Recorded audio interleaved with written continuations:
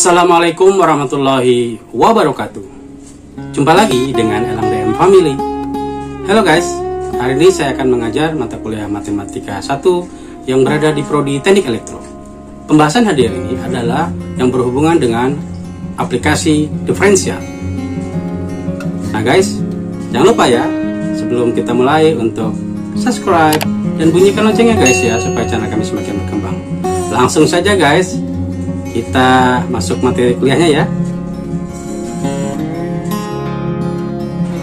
Persamaan diferensial di mata kuliah lanjutan itu ada yang kita sebut sebagai mata kuliah optimisasi ya, mata kuliah optimisasi. Jadi artinya kelanjutan dari persamaan diferensial masuk dalam ranah salah satu bagian dari mata kuliah ini, yaitu mata kuliah optimisasi. Nah karena itu saya akan langsung to the point kepada materi itu ya, tetapi tidak langsung berhubungan dengan materi ini, tetapi yang berhubungan dengan bagaimana persamaan diferensial bisa kita gunakan untuk membentuk suatu formula ya. Kalau kita sebut sebagai aplikasi, maka salah satu contoh adalah bagaimana kita mencari nilai maksimum atau nilai minimum dari suatu persoalan ya. Karena di awal tadi saya katakan bahwa persamaan diferensial digunakan untuk kehidupan kita sehari-hari ya, maka hal yang bisa saya contohkan lebih mudah adalah nanti bagaimana kita memodelkan, ada suatu model, kemudian kita mencari membuat formula dari model tersebut ya. Nah kalau kita ingin memperhitungkan bagaimana nilai maksimum dan minimum, maka tentu saja berdasarkan prinsip ekonomi, kalau yang berhubungan dengan kondisi maksimum itu biasanya kita mencari keuntungan ya. Kalau kita berhubungan dengan nilai minimum ya, di sini saya pakai M besar M kecil ya, maka itu biasa bersifat apa? Mencari kerugian. Kalau kerugian maunya kerugi yang lebih sedikit, kalau mau untung maka untungnya yang lebih banyak. Itu logikanya ya. Nah, apa sih yang biasanya dalam kehidupan sehari-hari kita dapatkan atau kita temui ya? Pada waktu kalian berbelanja, maka bagaimana caranya kalian dengan uang yang ada kalian bisa beli, misalnya mau beli beras nih, maka kalian beli beras sebanyak mungkin dengan uang yang ada. Maka mungkin kita bisa cari beras yang lebih murah, atau kita lakukan tawar-menawar ya, sehingga apa? Sehingga kita lebih untung ya. Nah kalau kita berbicara kerugian, itu biasanya bagaimana caranya kita meminimumkan suatu energi ya, apakah energi listrik, apakah energi yang dikeluarkan oleh tubuh kita sendiri, seperti itu ya. Nah sehingga hal-hal yang ada di sekitar kita itu bisa kita jadikan contoh dalam kehidupan kita sehari-hari. Nah sekarang di samping ini ada grafik ya, saya ingin jelaskan sedikit tentang grafik. Grafik ini adalah berhubungan dengan bagaimana suatu fungsi disebut sebagai maksimum, suatu fungsi disebut sebagai minimum ya. Nah misalnya kalau kita punya sumbu ya, dua sumbu X nya berhubungan dengan waktu T ya, dan sumbu Y nya berhubungan dengan, misalnya ini adalah kasus berhubungan dengan keuntungan suatu perusahaan misalnya ya. Jadi kalau di sini kita berbicara apa? Di sini kita berbicara harga atau biaya yang dikeluarkan ya. Maka grafik yang didapatkan ini fiktif ya, jadi saya contohkan saja. Jadi grafik yang didapatkan itu seperti ini datanya nih, naik turun, naik turun, naik turun, dan seterusnya ya.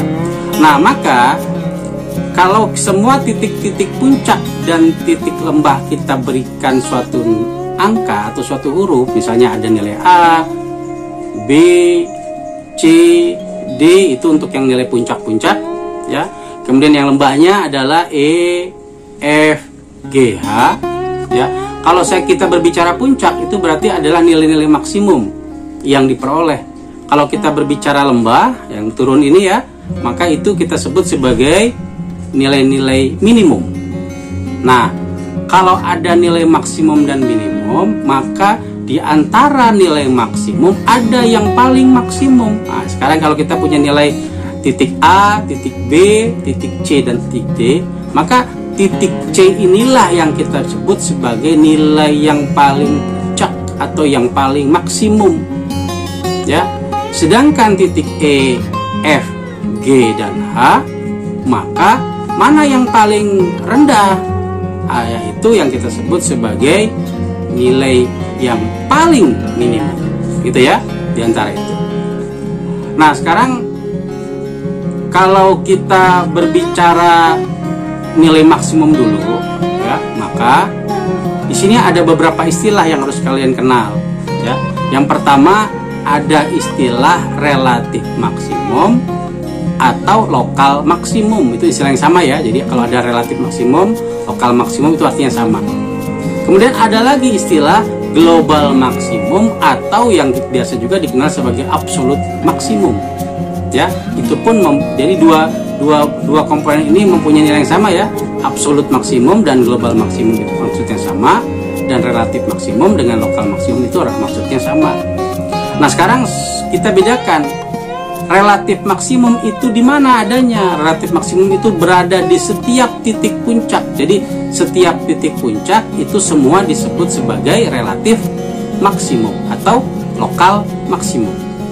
Tetapi ya, yang paling puncak itu kita sebut sebagai global maksimum. Nah, karena kebetulan di sini yang C ini adalah yang paling puncak, ya, maka kita sebut sebagai apa yang C ini? Kita sebut sebagai global maksimum. Oh, berarti yang titik puncak tertinggi pada suatu rentang tertentu, ini rentang tertentu ya. Jadi kalau ini kita teruskan kan mungkin saja grafiknya bisa ada yang lagi lebih puncak. Jadi kita batasi saja dulu, ya.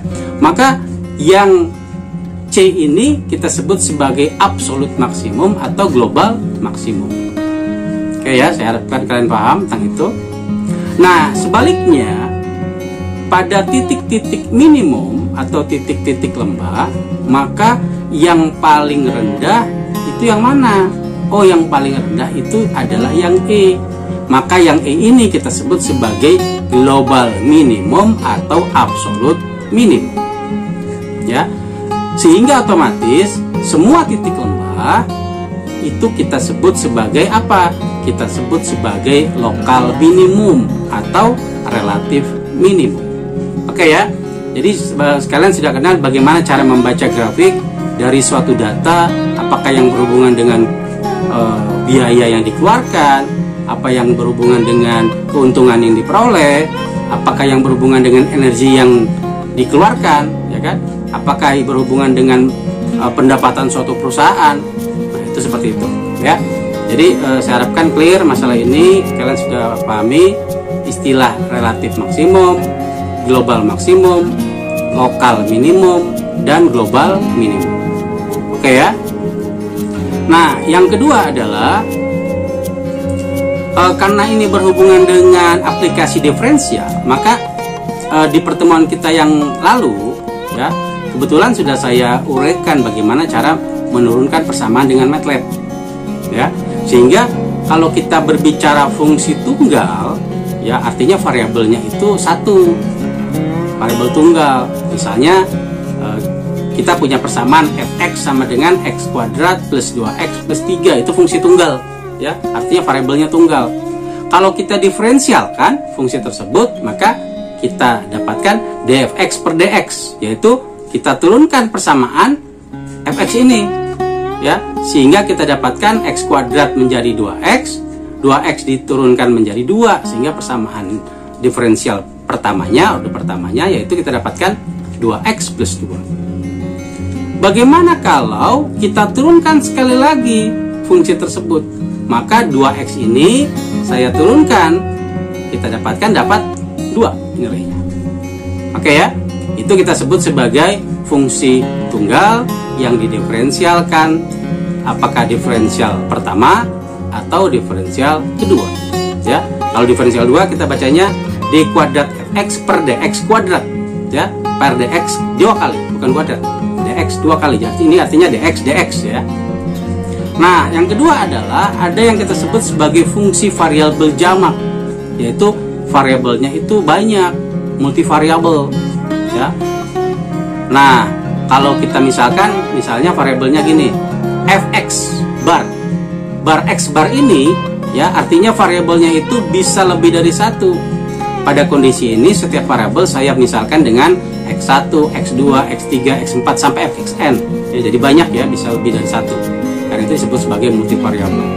Misalnya persamaannya adalah X1 kuadrat plus 2X kuadrat plus 3X pangkat 3 X3X3 ya ditambah 5X1 min 50 ya. Jadi di sini variabelnya ada berapa? Ada 3, X1, X2, X3. Maka X barnya itu, jadi variabel desainnya itu X bar ya sama dengan X1, X2, X3.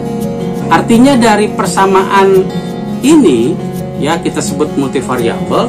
Artinya apa? Oh, kita bisa dapatkan diferensial untuk semua variabelnya. Jadi kalau kita ingin mencari turunan pertama pada fungsi fx, kita bisa cari turunan pertama terhadap variabel x, kita bisa cari turunan pertama terhadap variabel x1, x2 ataupun yang x3. Gitu ya. Jadi persamaan turunan pertama terhadap x1, x2, x3 itu semua bisa kita dapatkan. Ya, seperti yang sudah saya contohkan di pertemuan kita sebelumnya. Nah, bagaimana kalau dari persamaan ini mau kita cari turunan-turunan lain? Tentu saja bisa, ya. Artinya kita harus cerdas melihat suatu soal, kemudian variabel yang mau kita turunkan itu saja yang kita turunkan, yang lain kita anggap konstanta. Variabel yang lain kita anggap konstanta. Itu ya, dulunya seperti itu. Sehingga pada waktu kita mau cari turunan kedua fungsi terhadap x1 dua kali kah? Apakah turunan fungsi x2 dua kali kah? Atau turunan fungsi yang x3 misalnya gitu ya, itu bisa kita dapatkan, jadi bebas. Artinya persamaannya jadi lebih banyak kita bisa dapatkan ya. Kenapa pembahasan itu kita bahas ya? Karena pada pembahasan selanjutnya nanti kita akan kenal dengan apa yang kita sebut matrik Hessian ya. Nanti kita pakai ya matrik ini ya. Jadi sengaja di awalnya saya kenalkan dulu pada kalian. Matrik Hessian itu isinya apa? Matrik Hessian itu isinya adalah diferensial terhadap semua variabel pada suatu fungsi. Jadi kalau di sini variabelnya ada 2 misalnya, maka variabelnya matriksnya seperti apa? Oh, kalau variabelnya ada 2, maka matriksnya 2 kali 2. Kalau variabelnya ada 3, misalnya di sini 3 variabel ya, maka matriksnya berubah menjadi 3 kali 3. Bagaimana kalau matriksnya ada 4? Maka ordo matriksnya menjadi 4 kali 4. Jadi dia sangat tergantung. Jadi matrik Hessian itu sangat tergantung dari apa? Dari banyaknya variabel yang ada. Ya. Nah, saya kasih contoh atau saya berikan contoh. Anggaplah persamaannya sama seperti tadi, ya. Maka kalau saya punya 3 variabel, maka matrik Hessiannya itu menjadi H11, H12, H13, H21, H22, H23 dan sampai H33. Artinya apa? Ini menyatakan baris dan kolom pada suatu matrik, betul ya? Menyatakan baris dan kolom. Tetapi pada waktu mau kita ambil ya pemisalan ini dalam diferensial ordo 2, apa yang terjadi? Oh, maka yang satu-satu itu adalah pengertiannya adalah yang pertama diturunkan terhadap X1, yang kedua diturunkan lagi terhadap X1. Artinya di sini adalah turunan kedua fungsi, yang pertama terhadap X1, yang kedua terhadap X1. Karena itu di sini tulisnya H11. Jadi ini cuma sarana kita untuk membantu ya, membantu kita untuk menentukan di dalam matrik ini apa yang terjadi. Ya. Kemudian H12. H12 itu artinya turunan kedua fungsi fx, yang pertama terhadap X1, yang kedua terhadap X2. Jadi 12 itu artinya X1, X2. Ya. Kalau di sini kan 1, 1 artinya X1, X1. Nah, demikian pula untuk yang H13. H13 adalah yang pertama diturunkan terhadap X1, yang kedua diturunkan terhadap X3. Artinya apa sekarang? Kita bisa membayangkan bentuk matriks ini merupakan kumpulan dari semua turunan yang memungkinkan dalam bentuk matriks. Itu ya, dikumpulkan dalam bentuk matriks. Jadi sampai yang terakhir misalnya nih. Jadi kalian silakan meneruskan ya. Saya sudah kasih contoh sehingga kalian bisa meneruskan. Misalnya yang H33. H33 artinya apa? H33 artinya turunan kedua fungsi, yang pertama terhadap X1, yang pertama terhadap X3, yang kedua terhadap X3, atau biasa kita sebut sebagai turunan kedua variabel X3. Ya. Karena sama X3 X3. Oke ya. Nah, ada cara tercepat ya, hati-hati ya. Kalau kita nanti berhadapan dengan soal, dengan contoh soal, jadi kasus kita itu nanti bermain di mana contohnya bisa macam-macam ya. Kita bisa modelkan dari model kubus, dari model balok, dari model tabung misalnya ya, dari model rangkaian listrik, dari model pegas, macam-macam bisa kita contohkan ya. Karena yang berhubungan dengan apa yang sudah kalian dapatkan di sekolah menengah itu yang akan saya olah dulu ya, sehingga nanti kalau kalian mengikuti materi itu kuliah lebih lanjut, misalnya di mata kuliah optimisasi, kita akan berhadapan kembali dengan masalah ini ya. Oke ya, itu tentang materi Hessian. Saya harapkan kalian sudah paham. Jadi kesimpulannya apa? Dimensi ordo matriks Hessian itu sangat tergantung dari banyaknya variabel pada suatu persamaan ya. Kalau persamaannya variabelnya itu ada 5, maka matriks Hessiannya menjadi 5 kali 5. Jadi dari H11 sampai H55 gitu ya. Jadi fleksibel ya sifatnya. Nah, yang kedua adalah, yang selanjutnya adalah kita ambil contoh dulu ya, ini pemisalan saja ya. Fx bar sama dengan x1 kuadrat plus 2x1 2 kuadrat plus 3x1 x2 dikurangi 5x1 ditambah 10x2 ya plus 100. Ini cuma pemisalan saja ya. Persamaan ini nanti dalam prosesnya tidak kita dapatkan langsung seperti ini, tapi harus kita uraikan ya, harus kita uraikan sehingga nanti persamaannya akan terbentuk dengan sendirinya ya. Nah, x bar di sini karena variabelnya adalah x1 x2, maka variabel x desainnya, ini x bar ini kita sebut sebagai variabel desain ya, itu adalah x1 x2. Artinya matriks Hessiannya nanti akan terbentuk 2 kali 2, H11, H12, H21, H22.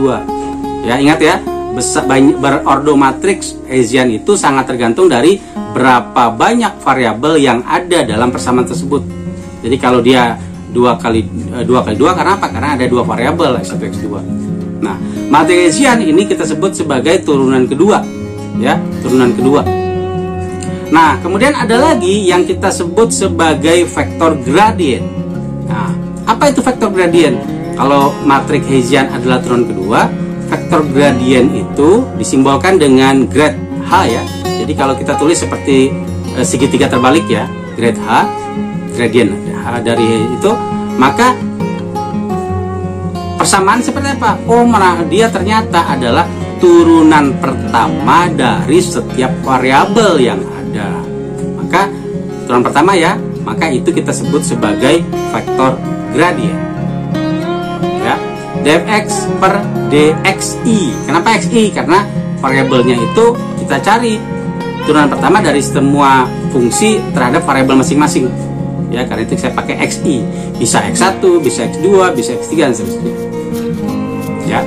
Sekarang kalau kita mau cari delta H itu artinya matriks yang terbentuk dari turunan masing-masing, apakah terhadap x1, apakah terhadap x2 dan seterusnya. Nah, ini kita contohkan. Saya tuliskan dengan H1 ya. H1 itu adalah turunan pertama terhadap x1. Jadi dfx per dx1.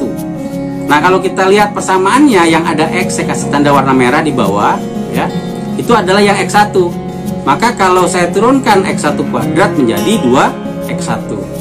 Kalau di belakangnya ada 3x1 x2, kalau saya turunkan, maka kita dapat apa? Kita dapat 3x2 karena x2 dengan 3 itu konstantanya, sedangkan x1 pangkatnya 1 ya. Maka kita dapat 3x2. Kemudian di belakang ini ada 5x1. kalau saya turunkan, ya, maka saya dapatkan apa? Min 5. Sehingga persamaan dapat hasil turunan pertama adalah 2x1 ditambah 3x2 dikurangi 5. Oke, itu yang x1. Sekarang bagaimana kalau kita mau cari turunan terhadap x2? Maka lihat yang warna biru yang saya kasih garis di bawah ya. Nah, maka ini adalah 2x2 kuadrat kalau saya turunkan menjadi 4x2. Nah, ini yang kita dapat ya, bahwa H2 itu adalah turunan pertama terhadap x2, maka kita dapatkan 4x2. Kemudian kita cari lagi yang warna lain, yang warna biru. Ya, yang warna merah ya. Oh, ini kita dapat ya. Di sini 3x1 x2 karena mau saya turunkan terhadap x2, maka kita dapat yang depannya konstanta ya, maka kita dapatkan 3x1. Nah, ini dapat 3x1. Kemudian mundur lagi yang 10x2. Ini kalau saya turunkan terhadap x2 saya dapat 10, maka turunan pertama fungsi terhadap x2 itu adalah 4x2 ditambah 3x1 ditambah 10. Oke ya, artinya apa? H1 H2 itu adalah vektor gradien dari fungsi di atas, atau turunan pertama dari fungsi di atas. Jadi kalau ada istilah vektor gradien kalian sudah kenal ya. Kemudian matriks Hessian kalian sudah tahu, matriks Hessian itu turunan kedua dalam terhadap semua variabel. Kalau vektor gradien itu adalah turunan pertama. Nah, kalau H1 sudah kita dapatkan, maka kita bisa cari kombinasinya, yaitu H11 dan H12. H11 itu adalah turunan kedua fungsi bila diturunkan lagi terhadap X1. Jadi kita dapatkan terhadap X1 dua kali. Ya. Nah, kita lihat yang bagian depan karena ini ada X1. Kalau ini saya turunkan 2x1 dapatnya adalah 2, maka hasilnya sama dengan 2. Ya. Nah, kalau H12 kalau saya turunkan karena ini adalah turunan kedua fungsi terhadap X1 dan terhadap X2, X1-nya tadi sudah ya, kita dapatkan persamaan ini 2x1 plus 3x2 min 5, maka saya turunkan sekali lagi terhadap X2, maka kita lihat yang 3x2 saja karena ini ada komponen variabel X2. Dari sini kita dapat berapa nilainya? Turunannya 3 ya. 3x2 diturunkan sama dengan 3, maka dapat oleh kita hasilnya H112 H21 H12 3 ya. Kalau kita lanjutkan lagi dari turunan kedua yang sudah kita dapatkan tadi, kita turunkan lagi terhadap X1, maka kita sebut sebagai H21 ya, adalah turunan kedua fungsi terhadap X2 dan terhadap X1. Kita lihat kalau terhadap X1 dari persamaan ini, oh yang ada X1 adalah 3x1. Kalau saya turunkan terhadap X1, maka kita dapat nilainya sama dengan 3 ya. Artinya yang H22 kita lihat yang bagian depan, kalau saya turunkan saya dapat 4 gitu ya. Nah, maka matriksnya kalau kita kumpulkan H112 H12 3 H21 3 H22 4. Oke ya, maka kita dapatkan. Saya harapkan pembahasan vektor gradien, matriks Hessian itu sudah kalian pahami ya. Bagaimana kalian tinggal melancarkan mencari turunan dari multivariabel ya, itu yang jangan sampai salah. Nah, kemudian ada persoalan yang barusan kita lihat tadi ya. Itu sebetulnya kalau kita berbicara fungsi ya, misalnya x1 kuadrat plus x2 pangkat 3 dan seterusnya, atau yang kita sebut sebagai fungsi objektif fx itu, maka itu adalah bentuk-bentuk persamaan, contoh-contoh persamaan non-linear ya, contoh persamaan non-linear. Bagaimana persamaan yang linear? Persamaan yang linear ini adalah variabel yang tidak berpangkat. Ingat saya kali ya, variabel yang tidak berpangkat ya. Biasanya kita kenal sebagai program linear ya, itu di bangku sekolah kalian, sekolah menengah, biasa kita kenal sebagai program linear. Sama ya, program linear mencari suatu fungsi, kemudian ada syarat, kemudian diselesaikan dengan metode grafis, diselesaikan dengan metode substitusi eliminasi untuk mencari apa? Untuk mencari X1, X2. Nah, sebetulnya sama dengan kasus kita ini ya, tapi prosedur persoalan non-linear itu berbeda ya. kita harus mencari turunan pertama, kita harus mencari turunan kedua. Nanti seperti apa saya akan jelaskan di minggu depan ya, pertemuan minggu depan. Sekarang kita lebih fokus bagaimana membentuk formula dulu ya dari suatu kasus-kasus. Nah, saya lanjutkan ya. Kalau fx itu kita sebut sebagai fungsi objektif, maka x bar yang ada di dalamnya, di dalam fx ini, kalau dia menyatakan suatu variabel yang banyak, maka variabel itu kita sebut sebagai design variable. Ya, kalau dia variabelnya banyak, maka x bar kita anggap sebagai multivariable atau variabel yang jamak atau ganda, lebih dari satu. Ya. Nah, fungsi diperoleh dari model. Jadi kalau kita berbicara persamaan suatu fungsi, ini persamaannya tidak langsung seperti ini jadinya, tetapi diperoleh dari formula yang didapatkan dari model yang kita persoalkan. Ya, berhubungan dengan apa? Berhubungan dengan diferensial, dimensi. Ya, sifatnya apa? Persamaan matematis. Ya, formula itu. Sebagai contoh nih, saya punya saya punya kotak. Ya, saya punya kotak, misalnya saya ingin pakai dengan bahan yang ada ini, ya, volumenya. Nah, kalau kita berbicara volume, maka kalau volume suatu balok atau volume suatu kubus adalah apa? Panjang kali lebar kali tinggi, sisi kali sisi kali sisi kalau kubus, ya. Tapi kalau persegi panjang atau balok, maka panjang kali lebar kali tinggi. Kalau panjang kali lebar kali tinggi misalkan dengan variabel x1, x2, x3, ya, maka volumenya menjadi apa persamaannya? x1, x2, x3. Nah, karena kita akan merancang volume balok ini tidak boleh lebih dari 500 cc, 500 cm kubik, ya, cc itu cm kubik, ya. Bahasa ini kan bahasa Inggris nih, centimeter kubik. Jadi cm kubik, jadi cm pangkat 3. Ya, artinya apa? Dalam bahasa matematisnya, pertidaksamaannya menjadi lebih kecil sama dengan, artinya tidak boleh lebih dari 500 cc. Gitu ya, lebih kecil sama dengan. Ini kita sebut sebagai apa? Ini kita sebut sebagai syarat atau pembatas. Ya, jadi kalau kita kenal ada fungsi objektif, maka pasti fungsi objektif memiliki syarat. Ya, contoh sederhananya seperti ini. Ya. Pada waktu kalian mau ujian, kemudian dosen mengatakan syarat ikut ujian adalah hadir. Oh, maka kehadiran kita harus minimal 75% baru kita bisa ikut ujian. Itu syarat. Yang kedua adalah, ya, kita sudah belajar materi yang dijelaskan. Karena apa? Mungkin ujiannya adalah tutup buku. Ya, kalian harus mempersiapkan peralatan tulis. Nah, itu syarat. Jadi banyak syarat-syarat. Jadi kalau kita berbicara syarat, maka di dalam kehidupan kita sehari-hari, syarat itu membuat kita bisa hidup teratur. Misal, kalau tidak hidup teratur, maka kalian tidak akan mandi seumur hidup. Tapi ternyata kalau kita tidak mandi, badan kita apa? Gatal-gatal. Wah, wajib ternyata mandi itu. Ya, apalagi makan. Maka kalau mau hidup harus makan. Ada lagi syarat lagi, kalau mau hidup harus bernapas. Kalau nggak bernapas, maka kita silakan hidup di air, kayak ikan gitu ya, pakai insang gitu. Oh, ternyata insang juga perlu udara juga ternyata. Ya, maka itu jadi syarat. Itu sebagai contoh ya. Nah, sekarang kembali lagi ke sini, ya. Kalau saya perlu berapa banyak untuk membuat model ini, berapa banyak bahan yang kita perlukan, itu berhubungan dengan berapa banyak luas permukaan bahan yang kita ingin buat, yang kita perlukan.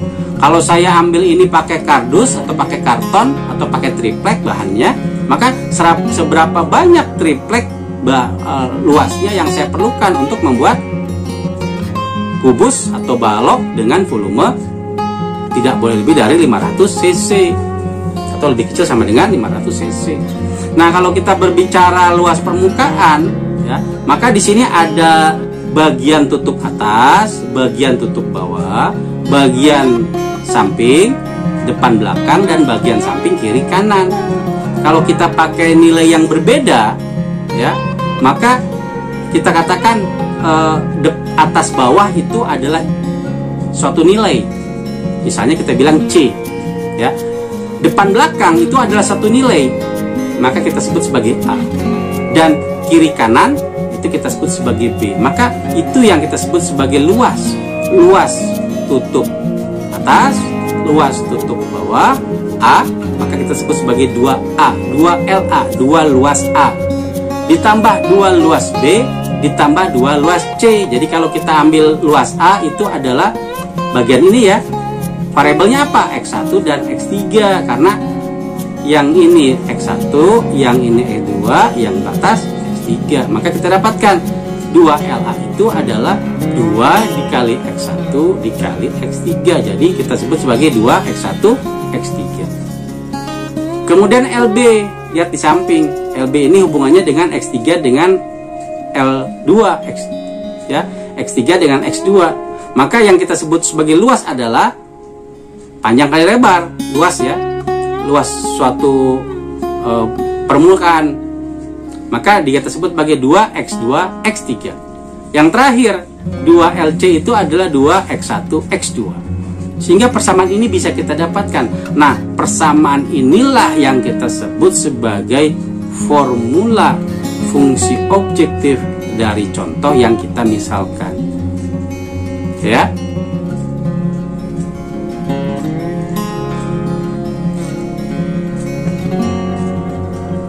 Kita lanjut dengan model yang lain, ya.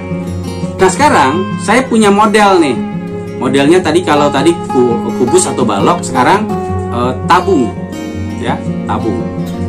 Nah, kalau kita berbicara tabung, di sini ada informasi. Misalnya gini, ya. Suatu pabrik ingin membuat bahan dari kaleng untuk wadah sesuatu, misalnya wadah cairan. Anggaplah kita bilang pabriknya ini pabrik minuman, ya. Dia ingin menyimpan minumannya itu pada sebuah wadah yang terbuat dari kaleng yang berbentuk apa? Yang berbentuk tabung. Nah, kalau tabung berarti dalamnya ini kosong ya, kosong. Nah, kalau kita berbicara tabung, maka kita sudah terbayang lingkaran atas dan bawah itu luasnya sama, ya. Luas lingkaran rumusnya apa? Luas lingkaran rumusnya kalau di sini ada jari-jari X1, tingginya X2, maka yang kita sebut sebagai luas alas atau luas tutup itu sama luasnya, yaitu luas lingkaran. Rumusnya apa? Rumusnya adalah VR kuadrat. R-nya adalah jari-jari. Kalau di sini R-nya adalah X1, maka samaannya menjadi VR1 kuadrat atau VX1 kuadrat, ya. Kalau kita berbicara volume, ya. Kalau di sini nanti disebutkan bahwa pabrik tersebut ingin membuat tabung dengan volume tidak boleh lebih dari 500 cc. Artinya persamaannya kita kasih tanda lebih kecil sama dengan 500 cc. 500 cc itu sekitar setengah liter ya. Kalau 1000 cc itu 1 liter. Apa yang terjadi? Maka kita harus melakukan formulanya. Ini biasanya hubungan dengan syarat. Jadi kalau ada tanda pertidaksamaan ini hubungannya dengan syarat atau constraint atau batas, ya. Volume luas alas kali tinggi itu volume tabung ya. Luas alas kali tinggi. Artinya luas lingkaran dikali tinggi. Luas lingkaran tadi sudah saya jelaskan VR kuadrat dikali tinggi. Tingginya X2, jari-jarinya X1. Sehingga persamaannya berubah menjadi VX1 kuadrat X2. Tidak boleh lebih dari 500 cc atau lebih kecil sama dengan 500 cc. Oke, sekarang kalau kita lihat bagaimana fungsi objektifnya. Persoalannya adalah si pabrik itu tidak mau rugi. Dia tidak mau membuat tabung yang besar sekali. Kan rugi kan? Sehingga bahannya harus minimalis atau harus kepas, ya. Sehingga kalau tabungnya itu diisi air, diisi cairan, kemudian ditutup, maka goncangan airnya itu tidak terlalu terdengar, ya. Misalnya kita buat tabungnya besar, isi tabungnya besar, misalnya 1000 cc volumenya. Kemudian kita isi cairannya cuma 100 cc. Kalau kita goncang-goncang itu kan banyak yang kosong, maka rugi. Kenapa rugi? Karena nanti pada waktu mau di packing, mau dikirim ke suatu daerah, maka itu terlalu menghabiskan ruang dan tempat, sehingga efisiensi biaya pabrik mengalami kerugian, ya. Maka dibuatlah yang lebih ringkas. Karena itu hubungannya dengan apa? Hubungannya dengan banyaknya biaya yang dikeluarkan oleh pabrik untuk membuat tabung ini. Itu berhubungan apa? Berhubungan dengan luas permukaan. Jadi ini efisiensi lagi ya, luas permukaan. Maka luas permukaan ini nanti akan menjadi apa? Akan menjadi fungsi objektif. Ya, kalau yang persamaan volume ini menjadi fungsi kendala. Ya, ingat ya, saya sudah mengenalkan sekarang ada fungsi objektif Fx, ada fungsi kendala G. Fungsi kendala itu dalam persamaan optimalisasi biasa kita kenal sebagai fungsi Gx, ya. Fx fungsi objektif, Gx fungsi kendala. Oke, kita bahas dulu ini, ya. Kalau tabung ini saya buka, maka ada tutup atas dan tutup bawah, ya. Kalau tutup atas tutup bawah saya kasih simbol A, maka luas tutup itu ada 2, berarti 2 kali A. Kemudian kalau selubung ini saya buka selubungnya ini, ya, sehingga dia membentuk suatu persegi panjang, maka lebar persegi panjang itu sebetulnya berhubungan dengan tinggi tabung, dan panjangnya itu berhubungan dengan keliling lingkaran tabung, ya, keliling lingkarannya. Karena kan awalnya dia ini ya, lingkaran. Kalau dibuka kan dia jadi terbuka gini ya. Ini lingkaran, sekeliling lingkaran. Panjang ini nih. Tapi kalau kita buka, dia menjadi apa? Dia menjadi keliling lingkaran. Sehingga luas yang diarsir itu kita sebut sebagai keliling lingkaran dikali dengan X2. Sehingga persamaannya menjadi apa? 2A plus B. A-nya adalah luas lingkaran, luas tutup, karena ada 2 jadi luas 2A, ya, ditambah B. B itu apa? B itu adalah luas persegi panjang, ya. Nah, karena ada 2 luas lingkaran, maka 2L lingkaran, luas lingkaran. Maka luas lingkaran apa rumusnya? VR kuadrat. R-nya adalah X1 menjadi 2V X1 kuadrat. Kemudian kalau keliling lingkaran, rumusnya apa? 2VR, ya.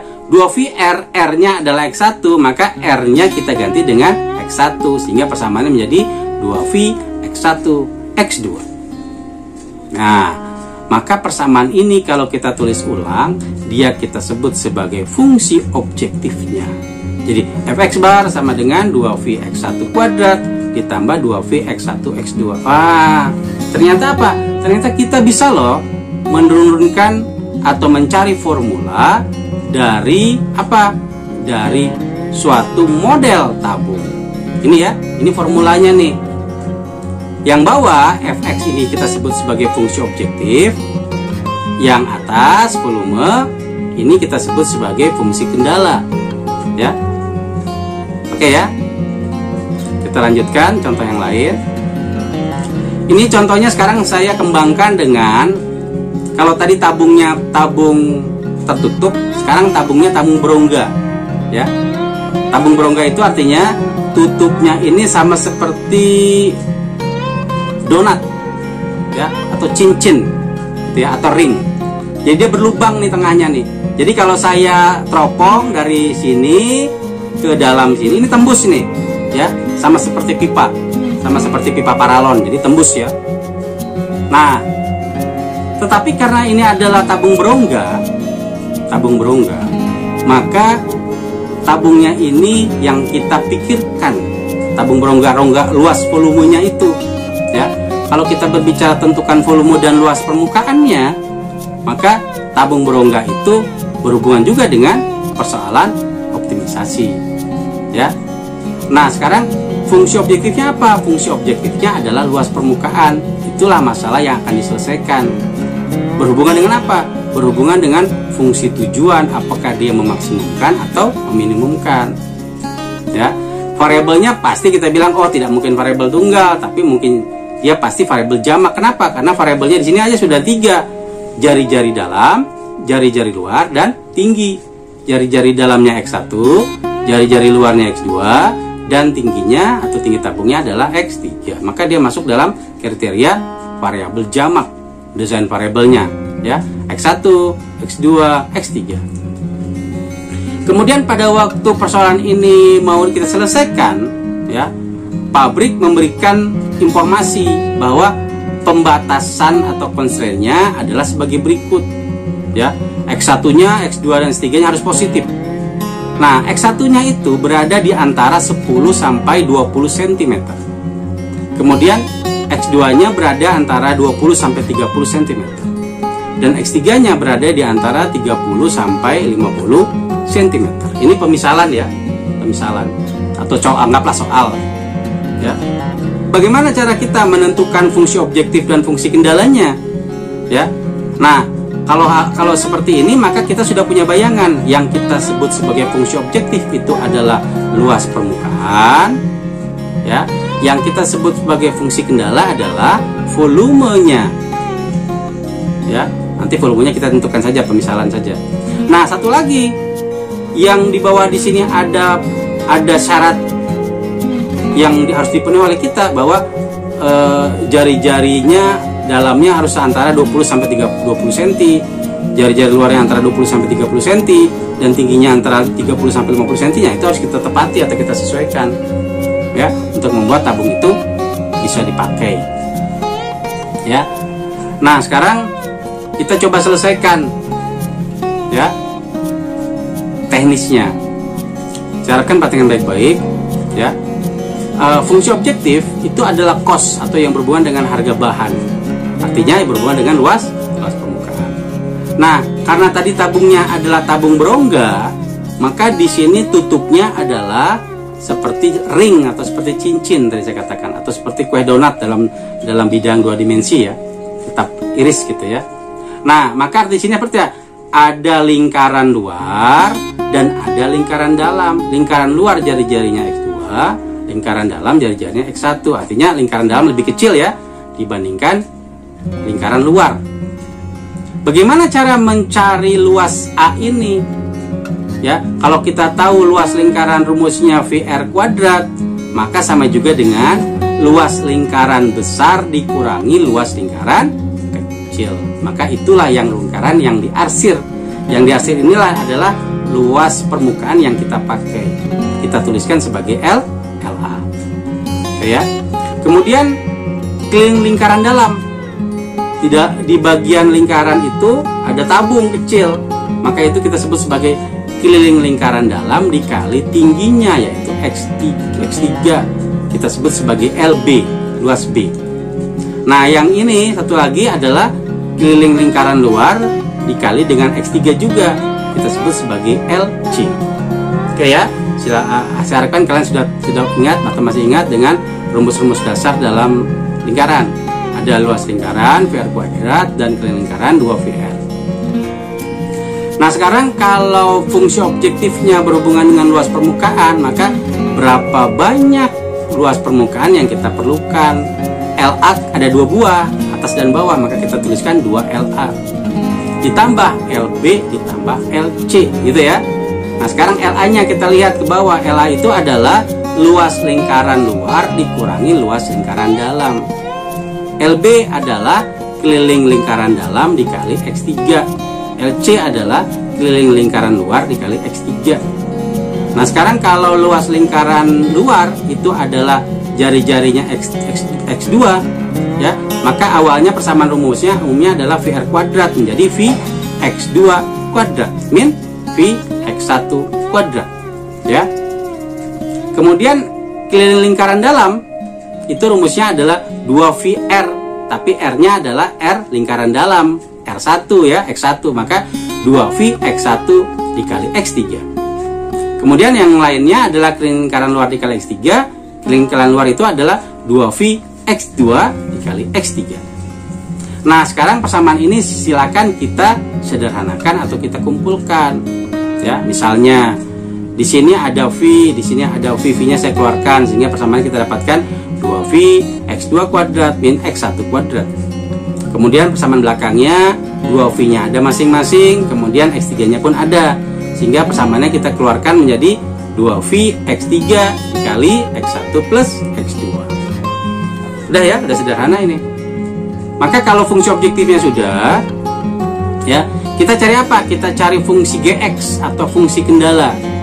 Fungsi kendala tadi berhubungan dengan volume. Volume itu adalah luas lingkaran dikali tinggi. Tetapi luas lingkarannya ini adalah luas lingkaran yang berhubungan dengan volume berongga, ya. Jadi ilustrasinya seperti ini kalau kalian bayangkan. Saya punya ember, ya, yang lingkarannya lebih besar.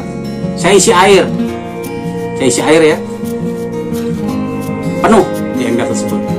Kemudian saya ambil ember yang tingginya sama tapi lingkarannya lebih kecil. Saya masukkan ke ember yang besar itu, saya dorong sampai ke dasar. Artinya apa? Ada air yang terbuang. Ya, air yang terbuang itu sebesar apa? Sebesar volume ember kecil yang saya dorong masukkan ke dalam ember besar. Gitu ya. Maka volumenya sama juga dengan, ya, volume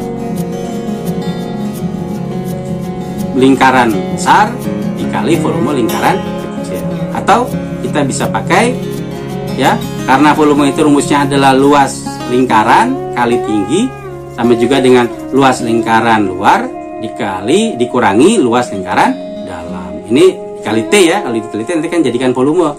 Sehingga persamaannya kalau kita ubah, ya, luas lingkaran adalah VR, lingkaran luar adalah X2, menjadi Vx2 kuadrat dikurangi Vx1 kuadrat. Sedangkan T-nya adalah X3. Nah, sekarang kalau saya sederhanakan, V-nya saya keluarkan. Ini ada yang warna merah ya. Kita dapatkan Vx3 dikali X2 kuadrat min X1 kuadrat. Maka inilah yang kita sebut sebagai apa? Yang kita sebut sebagai fungsi kendala atau Gx-nya. Ya. Nah, apakah sudah selesai? Belum. Ya. Maka fungsi kendala ini kita sebut sebagai fungsi kendala yang pertama. Fungsi kendalanya itu banyak ya. Fungsi kendala yang pertama. Kenapa banyak? Karena tadi jari-jarinya ditentukan. Tingginya pun ditentukan, sehingga, ya, bisa saja persamaan yang ini saya mundurkan lagi, ya, ini jadi syarat nih, ya, ini jadi syarat nih, ini jadi syarat, X1 jadi syarat, X2 jadi syarat, dan X3 jadi syarat. Tetapi X1 ini syaratnya bisa jadi pecah jadi dua, ya. Jadi yang bagian depan 10 lebih kecil X1 dan X1 lebih kecil sama dengan 20. Itu ya, kita pisah ya. Di materi awal kita pertemuan matematika pernah kita bahas masalah ini kan. Nah, ini bisa kita coba uraikan. Sehingga dari 3 pembatas akhirnya dia menjadi kali 2, jadi 6 pembatas. Jadi sebetulnya totalnya di 7 pembatas, 7 fungsi kendala. Oke ya, kita lanjutkan contoh ini ya. Nanti di akhir pertemuan ini ada tugas yang akan saya berikan, 1 soal. Nanti silakan dikerjakan dan dikumpulkan minggu depan ya. Ini contoh terakhir ya. Contoh terakhir ini sebetulnya lebih sulit dibandingkan tugas yang akan saya berikan ya. Perhatikan baik-baik, bentuknya seperti barbel ya. Jadi kalau kita berbicara model, bentuk ini seperti barbel. Tetapi sebetulnya dia adalah kombinasi dari tabung berongga yang barusan kita bahas ya.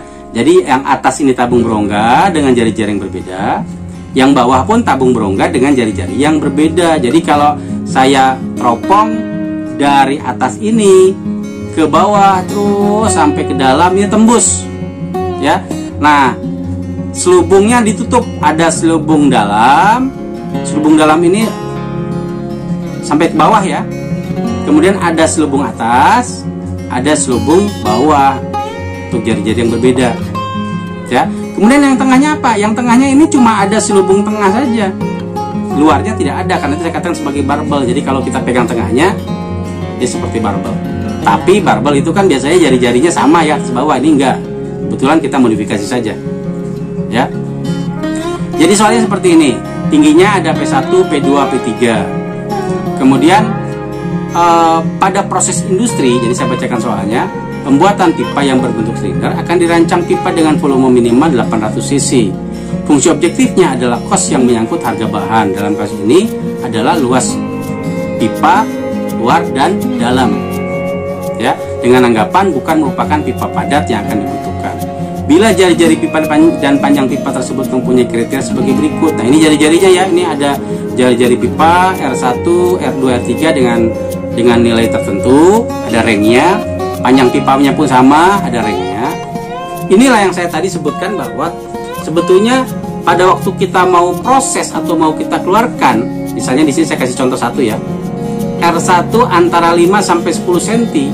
Ini kalian lihat lingkaran biru ini kalau saya keluarkan ya, ini menjadi satu-satu. Jadi awalnya 5 lebih kecil sama dengan R1. Kalau saya ubah menjadi R1 lebih besar sama dengan 5. Maka ini menjadi fungsi kendala. Ya, fungsi kendala selanjutnya. Kalau saya ambil lingkaran yang warna merah, contohnya ini, maka awalnya R1 lebih kecil sama dengan 10. Maka kalau kita ganti X1 dengan X2 dengan X3, nih kan variabelnya kita ganti ya, nanti kita boleh misalkan dengan kita ganti. Maka kalau R1 adalah X1, persamaan jadi apa? Persamaan menjadi X1 lebih besar sama dengan 5 dan X1 lebih kecil sama dengan 10. Yang atas menjadi fungsi kendala 2, yang bawah menjadi fungsi kendala 3. Misalnya yang ini kita teruskan lagi sampai ke bawah, ya silakan. Jadi kalau di sini ada 6 fungsi kendala, ya 6 fungsi kendala, kita kali 2 masing-masing. Jadi berapa? Jadi 8 fungsi kendala, ya 8. Nanti tambah 1 yang volume ya, jadi 9 fungsi kendala totalnya, ya. Oke, kita bahas satu-satu dulu. Ya, prinsipnya sama. Ini yang warna kuning, yang saya kasih lingkaran warna kuning, ini adalah luas. Lingkaran apa? Luas lingkaran. Saya pakai D misalnya ya. Karena kita nanti mulaikan dari A, ya. Kemudian yang bawah yang lebih besar lingkarannya, ya. Itu kita sebut sebagai L ke E, luas lingkaran E. Ya, jari-jarinya beda ya. Kalau jari-jarinya yang dalam ini R1, yang luarnya R2, yang sini R1, yang bawahnya R3, gitu ya. Beda antara kuning dengan yang hijau. Kemudian kalau ini adalah tabungnya, ya tabungnya R2, maka kalau kita buka luas A itu adalah selubung tabung bagian atas. Jadi keliling lingkaran luar atas dikali tinggi tabungnya yaitu P1. Itu kita sebut sebagai luas. Luas apa? Luas selubung bagian atas. Ya, luas selubung bagian atas. Nah, kemudian bagaimana dengan yang bawah? Ya. Kalau yang bagian bawah itu adalah keliling lingkaran bawah dikali tinggi tabungnya yaitu P3. Nanti kita simbolkan dengan LB ya. Nah, keliling lingkaran luar bawah itu nanti jari-jarinya harus kita perhatikan ya, berbeda. Jarinya lebih apa? Lebih besar, lebih panjang ya. Nah, sekarang kita melihat LA, LB, LC-nya. LA itu adalah luas ini ya, keliling lingkaran luar atas. Rumusnya apa? 2VR. Karena R-nya adalah R2, maka kita tuliskan 2VR2. 2VR R2. Ya, dikali apa? Dikali tingginya yaitu P1. Maka luas A itu adalah 2VR2 dikali P1. LB. Nah, LB sama, keliling lingkaran bawah dikalikan lebarnya yaitu P3. Maka kita dapatkan 2VR3 P3. Sedangkan yang bawah, yang LC ini dari atas sampai bawah ya. Sedangkan tingginya adalah P1 ditambah P2 ditambah P3. Maka LC itu adalah keliling lingkaran bagian dalam ya, 2VR1 dikalikan panjang tabung. Panjang tabung itu total P1 ditambah P2 ditambah P3 ya. Nah, ini kita dapatkan. Nah, bagaimana untuk yang LD? LD ini adalah luas lingkaran luar dikurangi luas lingkaran dalam bagian atas. Rumusnya menjadi L luas lingkaran luar dikurangi luas lingkaran dalam bagian atas, sehingga persamaannya adalah VR2 kuadrat min VR1 kuadrat. Ya. Sedangkan yang bagian bawah LE, yang ini yang warna hijau ya, adalah luas lingkaran luar bagian bawah dikurangi luas lingkaran bagian dalam. Ya, ini beda-beda ya, yang atas, yang ini bawah. Nah, rumusnya apa?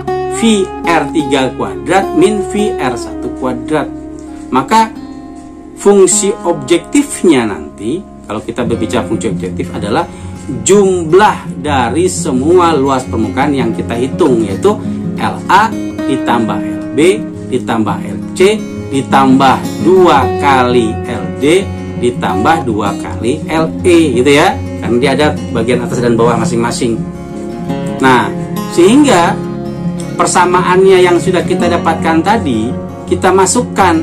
Jadi ini persamaannya tidak sulit sebetulnya ya, karena urutannya tadi sudah jelas.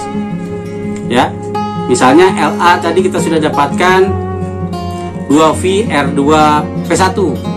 Ya gitu ya, ini tadi sudah kita dapatkan semua nilai-nilainya. Ya. Nah, sekarang yang harus kita lihat lagi ya, yang harus kita lihat lagi adalah berhubungan dengan bagaimana fungsi objektif terbentuk.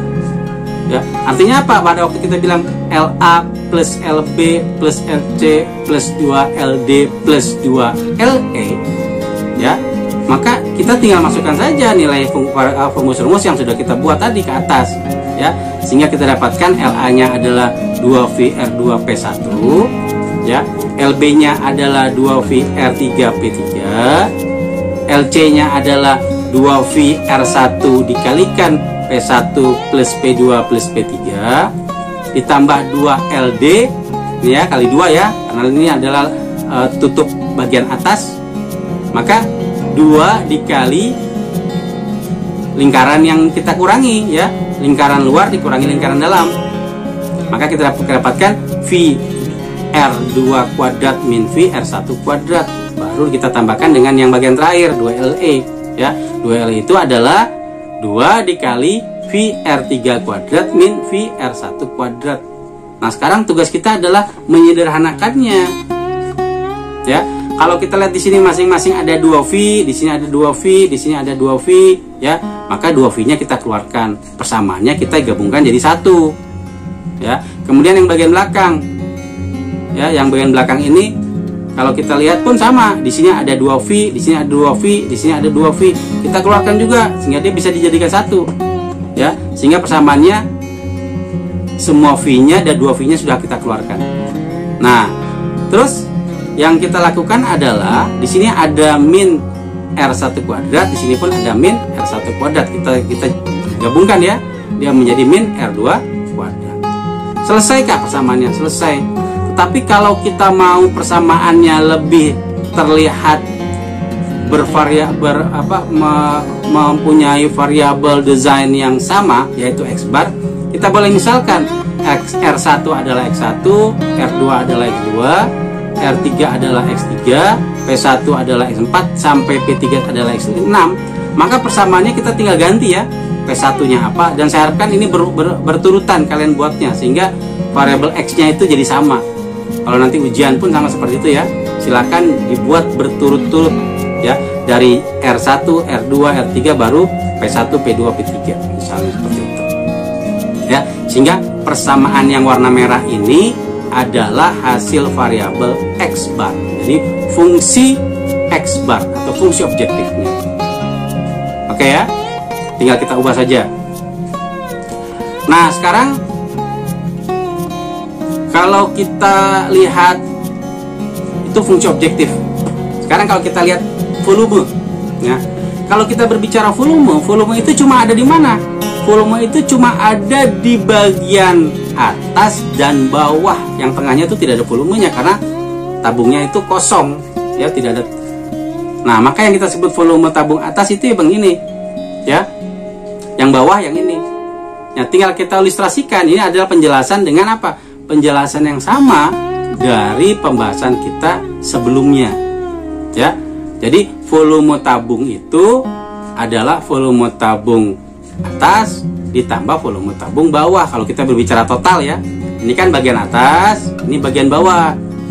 Maka kalau kita berbicara volume tabung umumnya adalah luas alas kali tinggi atau luas lingkaran kali tinggi. Volume tabung total ya adalah apa? Yang ini dulu ya, yang atas ya. Yang atas yaitu VR2 kuadrat min P1 VP2R2 kuadrat P1 min VR1 kuadrat P1. Kenapa di sini? Karena jari-jarinya luarnya adalah R2, jari-jari dalamnya R1. Nah, persamaan ini kalau kita sederhanakan, V dengan P-nya dikeluarkan karena masing-masing ada V dan P, maka sama juga dengan VP1 dikali R2 kuadrat min R1 kuadrat. Demikian juga kalau kita selesaikan untuk volume tabung bawah dengan jari-jarinya, jari-jari dalam R1, jari-jari luarnya R3, tingginya P3. Sehingga persamaannya menjadi V R3 kuadrat dikali P3 min V R2 R1 kuadrat dikali P3. Ingat ya, VR ini adalah VR kuadrat ini adalah luas lingkaran. Jadi kalau kita berbicara luas volume adalah luas lingkaran dikali tinggi ya, luas alas dikali tinggi. Jadi karena dia merupakan selisih, maka kita kurangi nilainya. Jadi volume tabung besar dikurangi volume tabung yang lebih kecil. Ya, dapat nilainya. Nah, persamaan ini ya, kalau kita gabungkan atau kita jumlahkan dia sehingga volume tabungnya totalnya bisa kita dapatkan, tinggal kita jumlahkan jadi satu. Jadi yang bagian volume tabung atas, yang bagian ini ya, P1 R2 kuadrat min R1 kuadrat ditambah dengan bagian yang bawah, volume tabung bagian bawah, yaitu V P3 dikali R3 kuadrat min R1 kuadrat. Nah, artinya sekarang fungsi ini kalau saya ubah menjadi variabel X lagi, sama seperti tadi kita misalkan X1 apa, X2 apa, sampai X6 itu apa, maka kita akan dapatkan fungsi kendalanya. Fungsi kendala yang pertama ya, yaitu adalah Gx bar sama dengan Vx3 ya. X3 itu X4 itu dapat dari mana? Dari P1 ya. Kita lihat P1 itu adalah X4, jadi Vx4 dikali X2 kuadrat min X1 kuadrat ditambah Vx6. X6 dari mana? X6 itu adalah P3. Kita lihat dari pemisalan ini, X3 adalah P3 dikali X2 kuadrat min X1 kuadrat. Nah, jangan lupa bahwa fungsi kendala untuk volume tidak boleh lebih dari 800 cc. Misalnya seperti itu ya. Jadi kita perhatikan baik-baik formulnya. Nah, yang kita bahas ini adalah berhubungan dengan bagaimana caranya kita mendapatkan suatu formula, suatu rumus ya, dari model yang ada atau permasalahan yang ada. Nah, nanti minggu depan kita akan masuk mana? Kita akan membahas bagaimana cara mendapatkan nilai jari-jarinya berapa ya, X1-nya berapa, X2-nya berapa, X3-nya berapa, sampai X terakhirnya dapat ya. Maka kita akan menggunakan metode klasik. Ini kan kita bahas ya untuk pembahasan kita. Demikian guys, pembahasan aplikasi diferensial yang menjelaskan tentang bagaimana manfaat diferensial pada persoalan sehari-hari. Bagaimana kelanjutannya? Saksikan minggu depan guys ya. Nah, yang suka dengan konten ini silahkan like, komen, dan share ke sosial media kalian. Dan jangan lupa untuk subscribe dan bunyikan loncengnya guys ya, supaya channel kami semakin berkembang. Saya tutup dengan ucapan wassalamualaikum warahmatullahi wabarakatuh. Jumpa lagi dengan konten kami yang lain. Terima kasih.